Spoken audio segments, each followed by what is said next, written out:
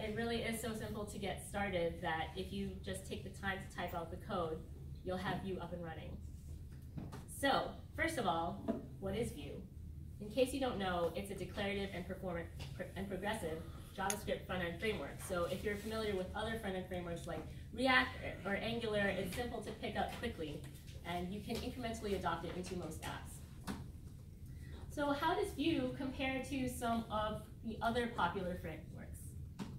Well, ways that it's similar to React include that they both share a virtual DOM, they both have reactive and composable components, they both extrapolate concerns into companion libraries, and they both have some kind of Flux-like state management system.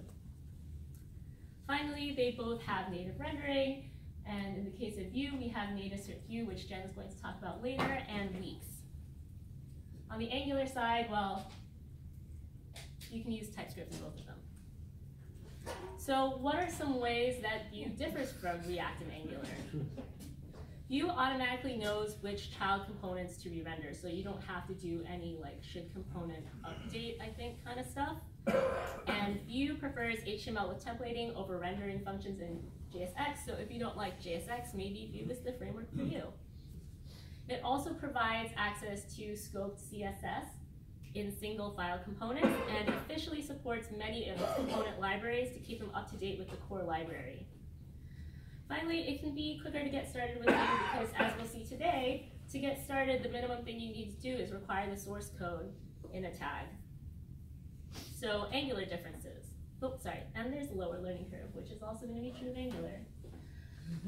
So Vue offers TypeScript support, but you don't have to use TypeScript with Vue, whereas with Angular, I think you pretty much have to use TypeScript.